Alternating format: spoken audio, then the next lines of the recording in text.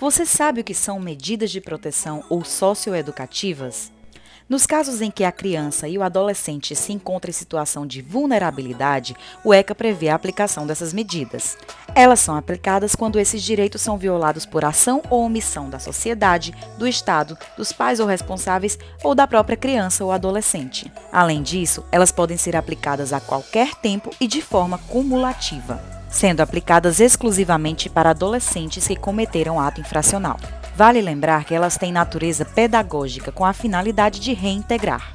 Medidas como advertência, semiliberdade e outras estão no artigo 122 do ECA. Esse trabalho aborda a advertência na comarca de Petrolina e, para isso, consultamos o Conselho Tutelar, que nos auxiliou com dados e informações sobre períodos específicos do ano de 2020. Devido à pandemia do Covid-19, é possível notar diversas mudanças no cenário regional. Em decorrência disso e para delimitar melhor os resultados, a nossa pesquisa se embasou em um período base específico, que vai do primeiro trimestre de 2020, antes da quarentena, com uma análise posterior do segundo trimestre, quando a pandemia já acontecia, as escolas estavam fechadas e todo o cenário regional se diferenciou. Com base em entrevistas e coleta de dados, é possível notar que a aplicação da advertência na comarca de Petrolina sofreu mudanças nos períodos citados, como veremos a seguir.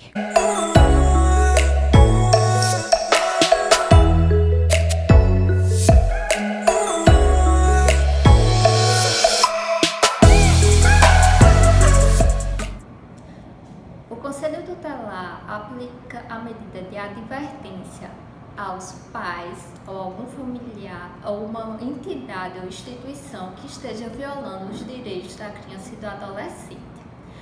Como chega a denúncia aqui? A denúncia chega de forma anônima ou através de algum familiar, vizinho ou por um órgão como o Ministério Público.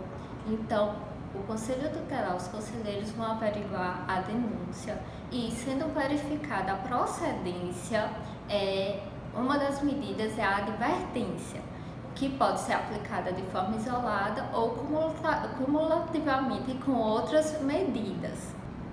Normalmente, a advertência é aplicada quando há negligência dos pais ou de algum responsável legal, ou quando há questão de maus tratos, quando o pai ou a mãe pratica algum tipo de violência física na criança.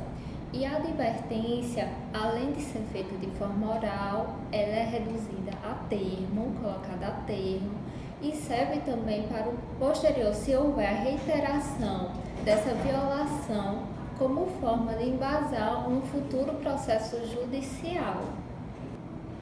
Petrolina tem 2 conselhos tutelares. Este que é o Conselho Tutelar R1, que fica aqui no centro, e temos também o Conselho Tutelar, o R2, que fica no Jacino Coelho. O Conselho Tutelar funciona das 7 da manhã até às 19 horas, de segunda a sexta. No horário noturno, temos o sobreaviso, fim de semana também feriados.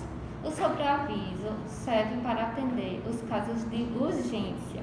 No primeiro trimestre, que compreende janeiro, fevereiro e março, o Conselho Tutelar R1 atendemos 339 crianças e adolescentes. Dessas 339 foram aplicadas 28 advertências. Já o R2, eles atenderam os conselheiros 385 crianças e adolescentes. Desse total, foram aplicadas 38 advertências.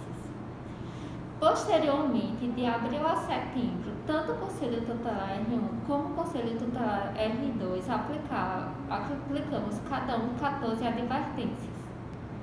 Com a pandemia e o período de quarentena, as escolas, como estão fechadas, diminuíram a quantidade de denúncias, tendo em vista que a maior parte das denúncias vem das escolas, os gestores mandam denúncias, os professores.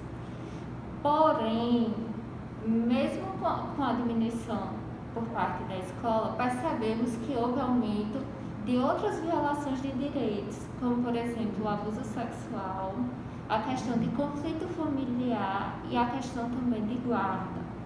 Contudo, vale ressaltar que o Conselho Tutelar não trata de guarda. O que os conselheiros fazem é orientar os pais, os responsáveis que querem regularizar essa situação, a procurar a Defensoria Pública, ou ir na FACAP, tendo visto que na FACAP também tem um núcleo de assistência jurídica, ou ir no centro de convenções, procurar assistência judiciária do município.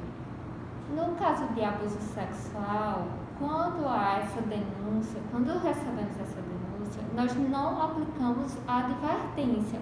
Por ser uma denúncia extremamente grave, o que é que fazemos? Encaminhamos para o Ministério Público, para a Delegacia e para a Vara da Infância, além de aplicar as medidas de proteção para aquela criança ou adolescente que sofreu o abuso, como, por exemplo, a uma unidade básica de saúde, aos serviços do CREAS, CRAS e CAPS, a depender do caso.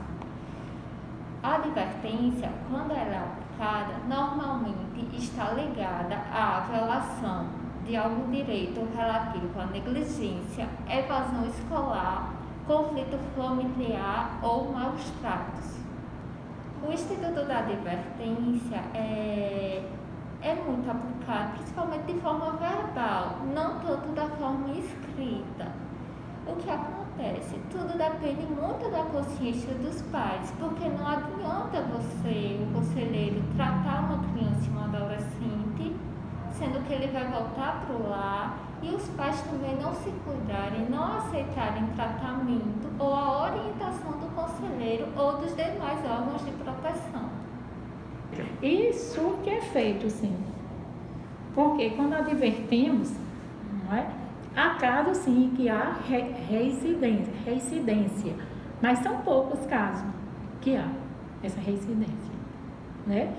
Que quando esse pai, a gente adverte, ou a mãe, ou seja, o violador que está violando o direito, né? Geralmente a gente recebe novamente essa denúncia, a gente retorna lá, né? E notificamos de novo, advertimos de novo. Quando advertimos a segunda vez, né, a gente explica que a terceira vez recebemos, a gente já faz o encaminhamento, já notifica o fato, né, para o MP, para o Ministério Público. Né? E vai depender do tipo de situação de vulnerabilidade social.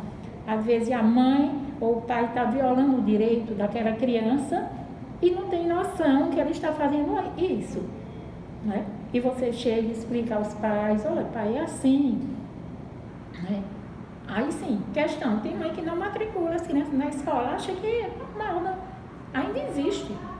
Aí você explica que é um direito da criança, né? E é um dever dos pais, do responsável, ir matricular. Se não conseguir aquela vaga, ela procura o conselho tutelar, que a gente requisita o serviço de educação, que essa criança não pode ser prejudicada, é um direito dela, né? A questão da saúde, a questão da educação,